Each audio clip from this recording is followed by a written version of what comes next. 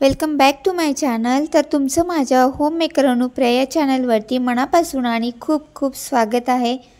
तर या 30 वर्षाच्या आयुष्यात अशा गोष्टी ज्या वेळेनुसार आणि वेळेनेच मला शिकवल्या, तर त्या मला तुमच्यासोबत शेअर कराव्याशा वाटतात, म्हणून मी हा व्हिडिओ बनवत आहे। कारण माझ्यासारख्या वेल एज्युकेटेड म्हणजे शिक्षण झाले तरी पण आपण ॲज अ हाऊसवाईफ म्हणून वर्क करतो।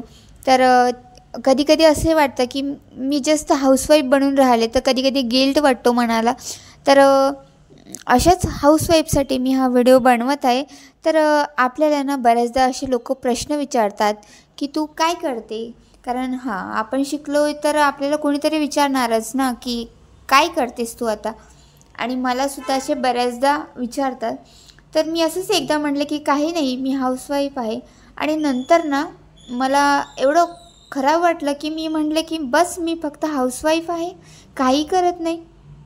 आपण सगळ्यांचं टाईम टू टाईम म्हणजे जेवण म्हणा, टिफिन म्हणा, स्कूल म्हणा, हजबंडचं म्हणा, मुलांचं, घराचं सगळं काही सकाळपासून संध्याकाळपर्यंत तेच ते रूटीन, आणि तेही विदाऊट पेमेंट, कुणाच्याही कौतुकाशिवाय करत असतो।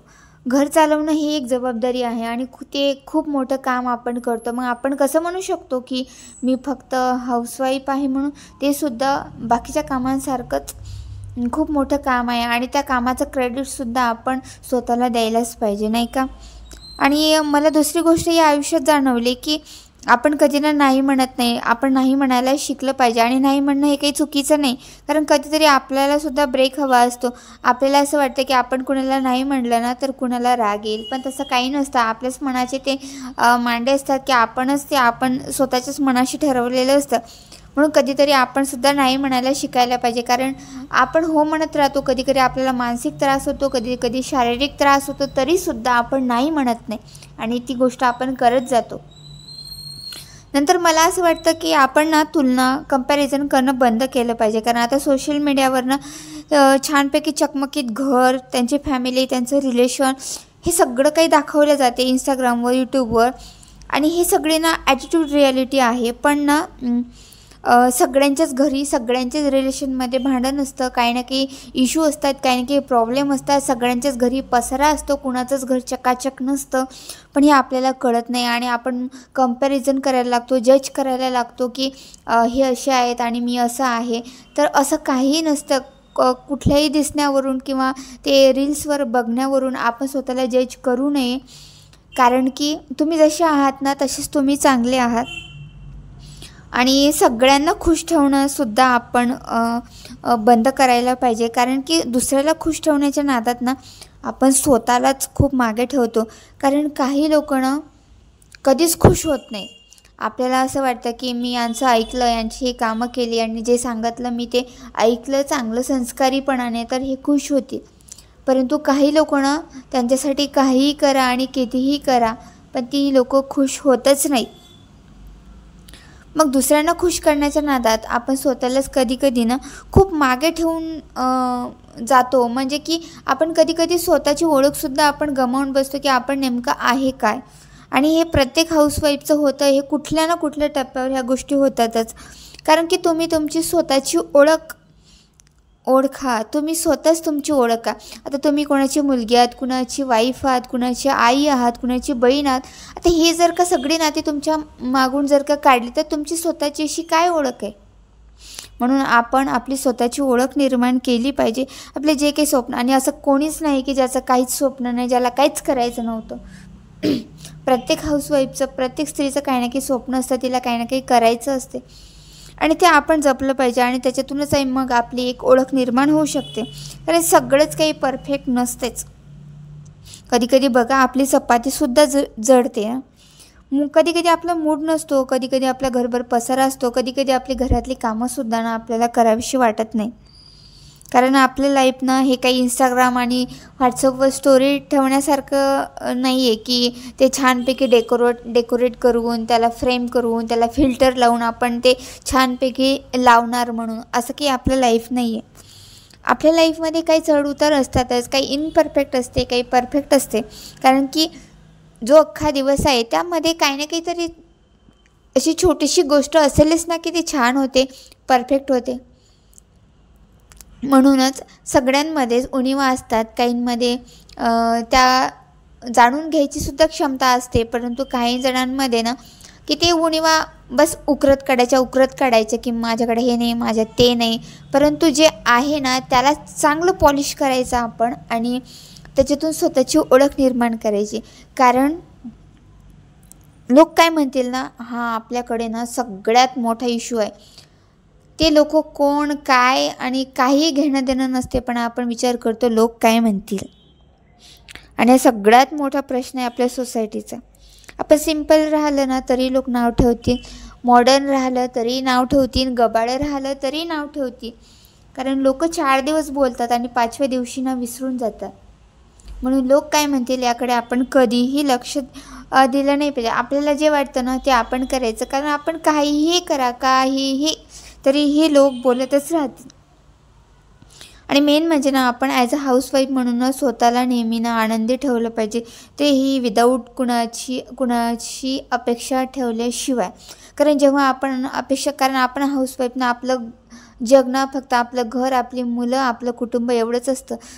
त्याच्या बाहेर आपण कधी पळतच नाही. आणि मग काय याच लोकांकडून आपण अपेक्षा ठेवतो आणि मग आपल्या मनासारख्या कधीच काही गोष्टी होत नाहीत. मग आपला अपेक्षा भंग होतो आणि त्याचं आपल्याला इतकं वाईट वाटतं ना की अरे हे काय झालं आहे, आपण काय. आणि मग आपण आतून तुटून पडतो, आपला आत्मविश्वास आहे त्याच्यामुळे मोडून पडतो. आणि आपण जे काही इंडिपेंडंट बनण्याचं जे काही स्वप्न पाहिलं होतं ना ते सुद्धा ना कुठेतरी एका कोपऱ्यात पडून जाते.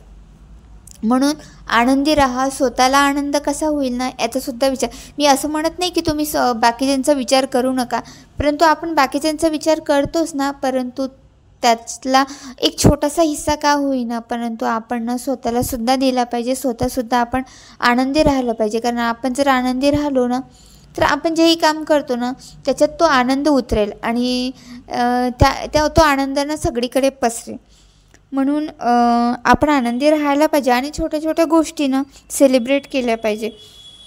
आता सेलिब्रेट करायला असं खूप मोठं कारणच लागते असं काही नाही आहे. अशी एखादी छान गोष्ट झाली तर ते सेलिब्रेट करायची. आता त्यासाठी मोठ्या रेस्टॉरंटमध्ये जायला पाहिजे असंही नाही. मग छानपैकी तुम्ही एखादा अद्रकचा चहा करा, तुम्हाला जी गोष्ट आवडते ना ती करा, मुलांसोबत वेळ घालवा, एखादं पुस्तक वाचा, एखादं गाणं ऐका किंवा ना जस्ट आरशात बघून ना स्वतःकडे बघून छानपैकी स्माईल करा. स्वतःला एक शाबासकी द्या तुमच्याच पाठीवर आणि बघा किती छान वाटते. म्हणजे स्वतःला मोटिवेट करा. कुणाला तुम्हाला मोटिवेट करायची गरजसुद्धा पडणार नाही. आणि ॲज अ हाऊसवाईफ म्हणून मी तुम्हाला हे सांगते, कारण की माझी वयाची 30 वर्ष मी आता पार केली आणि आता कितीक वर्ष राहिलेत हे काही सांगता येत नाही. कारण आजचं असं झालं आहे की माणूस आज आहे उद्या नाही आहे. म्हणून या 30 वर्षात मी जे काही अनुभवलं आहे तर ते फक्त मी कधी लिहून ठेवते. मला ज्या गोष्टी रुचत नाहीत किंवा ज्या गोष्टीचं मला कधी कधी असं वाटते की ही गोष्ट कुणाला तरी सांगावी किंवा ही गोष्ट चूक आहे किंवा ही गोष्ट माझ्यात असायला पाहिजे, तर कधी कधी मी त्या गोष्टींना लिहूनसुद्धा ठेवते. आणि आज मला असं वाटलं की माझ्यासारख्या ज्या काही हाऊसवाईफ आहेत ना त्यांच्यासोबत ही गोष्ट शेअर केली पाहिजे. म्हणून मी आज हा व्हिडिओ बनवला होता. आणि मला सगळ्यात महत्त्वाची एक गोष्ट वाटते की आपण ॲज अ हाऊसवाईफ म्हणून ना आपलं जे काही रिलेशन असते ना ते जपायचा इतका आपण प्रयत्न करत असतो की आपल्याला असं वाटतं की आहे जे काही आपले नातेवाईक आहेत, आपलं जे काही रिलेशन आहे ना हेच आपलं जग आहे आणि त्यांना सांभाळायचं फक्त हेच आपलं काम आहे. आणि मग ना आपण ते सांभाळायच्या नादात ना इतकं सायलेन्स होऊन जातो ना की समोरच्याला असं वाटतं ना की आपला सायलेन्सपणा म्हणजे आपली कमजोरी आहे, आपण काहीच करू शकत नाही. तर हेच आपलं चुकतं. कारण की रिलेशन सांभाळणं ना हे फक्त एकाचं काम नाही आहे, तर दोन्ही साईडने तोच प्रयत्न झाला पाहिजे. कारण की कुठलीही गाडी म्हणा, कारण रथाला 2 चाकं असतातच, कुठल्याही गाडीला म्हणा तर 2 चाकांशिवाय गाडी पुढे जाणारच नाही आहे. तर मग फक्त एकाच चाकाने गाडी पुढे सरकेल का, तर नाही आहे. म्हणून रिलेशन वाचवणं हे फक्त की आपलंच काम नाही आहे, तर ते प्रयत्न दोन्ही बाजूंनी झाले पाहिजे असं मला तरी वाटतं आहे.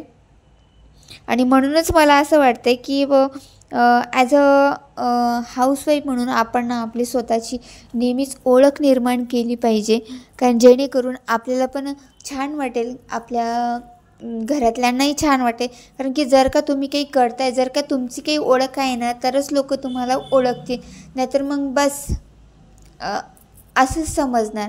कारण की ज्याची काही ओळखच नाही आहे, तर तुम्ही स्वतःला तुमची ओळख निर्माण करायसाठी काही मदतच करत नाही, तर लोक कशाला तुमची मदत करणार आहेत, आहे की नाही, बरोबर?